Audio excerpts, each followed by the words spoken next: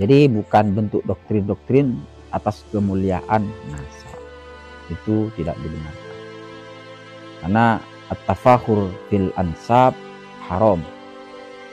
Sombong-sombong terhadap nasab itu haram. Bahkan itu merupakan af'alul jahiliyah.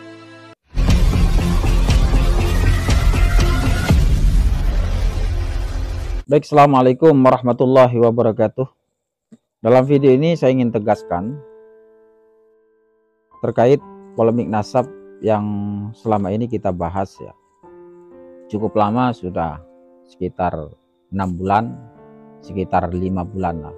Awal kemunculan Kiai Imad dengan metode terputusnya nasab Bani Ba'alawi.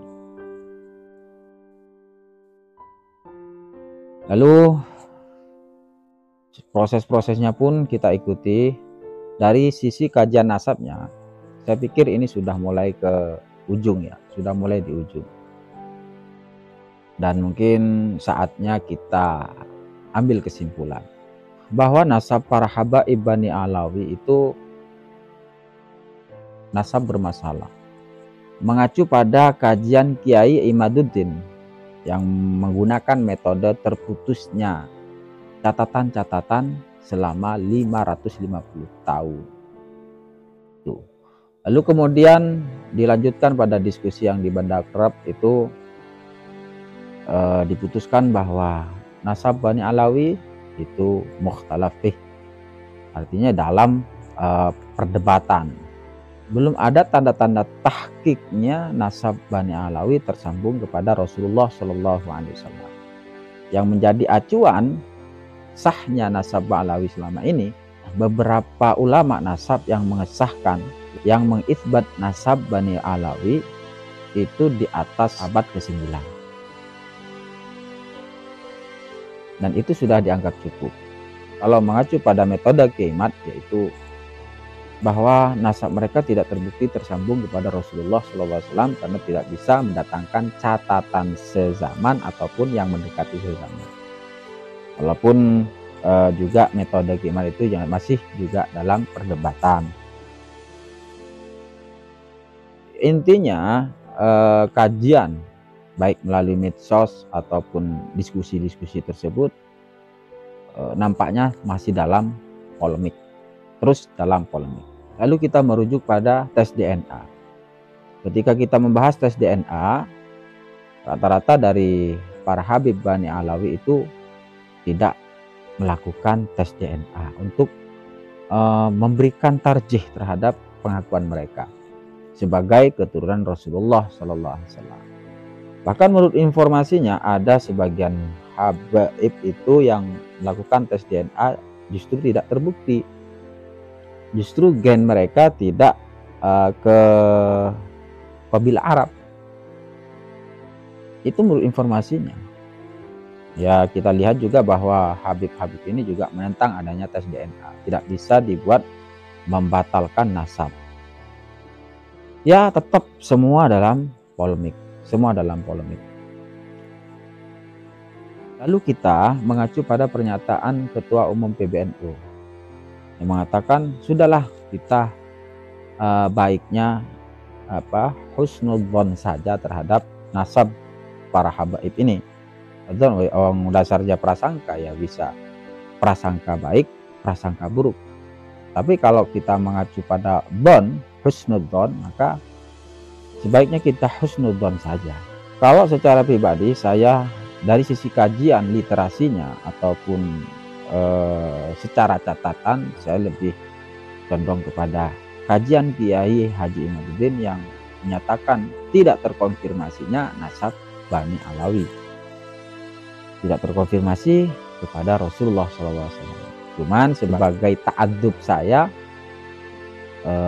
ikhtiar untuk sebagai sikap baik saya terhadap para ulama, para habaib yang soleh, saya di sini lebih mengikuti pernyataan dari Ketua Umum PBNU, terlebih pada para habaib-habaib yang soleh, para ulama-ulama dari kalangan habaib dan habaib-habaib yang soleh mengajarkan kebenaran Rasulullah SAW. Tetapi insya Allah kita banyak menangkap hikmah dari adanya polemik ini terkait bagaimana kita itu harus mengedepankan ketersambungan kita kepada Rasulullah SAW melalui jalur ilmu.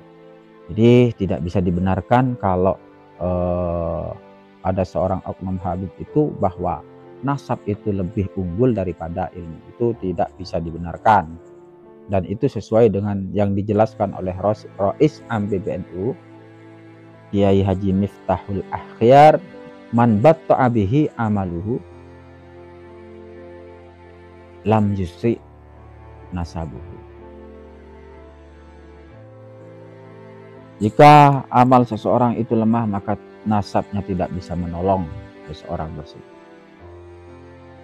Artinya semua kembali pada apa yang kita lakukan, apa prestasi-prestasi kita, apa amaliyah yang kita berikan, apa yang bisa kita sumbangsihkan kepada masyarakat, kepada umat. Jadi bukan bentuk doktrin-doktrin atas kemuliaan nasab. Itu tidak dibenarkan. Karena at-tafakhur fil ansab haram. Sombong-sombong terhadap nasab itu haram. Bahkan itu merupakan af'alul jahiliyah. Itu pekerjaan-pekerjaan orang jahiliyah dulu.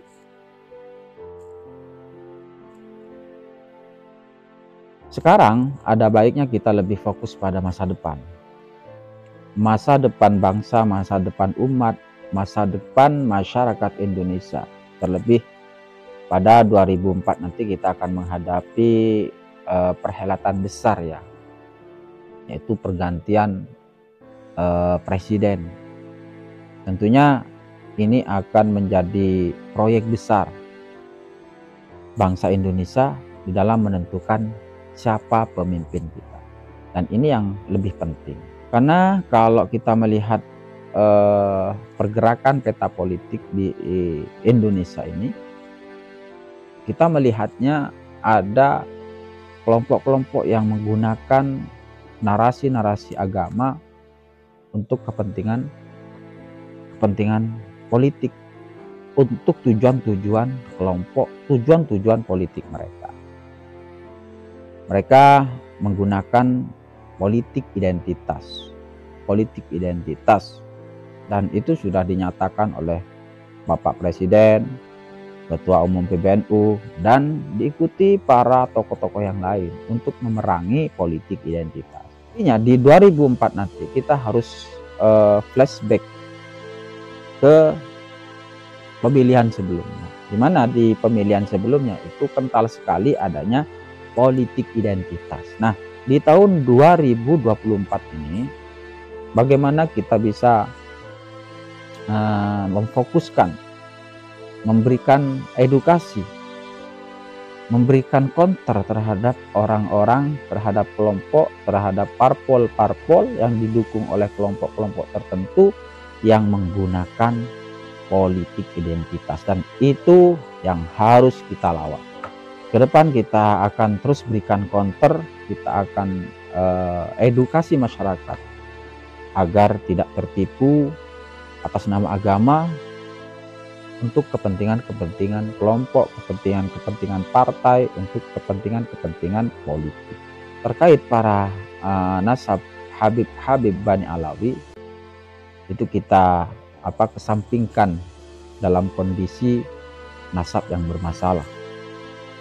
Kita hemat energi kita dalam terus-terusan membahas nasab. Tetapi dalam kesempatan ini juga kita harus tegaskan bahwa kita akan terus memberikan edukasi, mengkonter, memberikan pemahaman terhadap masyarakat ketika ada oknum-oknum Habib melakukan pengkaburan sejarah, mengklaim dan juga melakukan penyesatan melalui dalil-dalil Al-Quran ataupun sunnah. Kita akan terus berikan counter terhadap oknum-oknum Habib yang melakukan itu. Mungkin itu saja Assalamualaikum warahmatullahi wabarakatuh.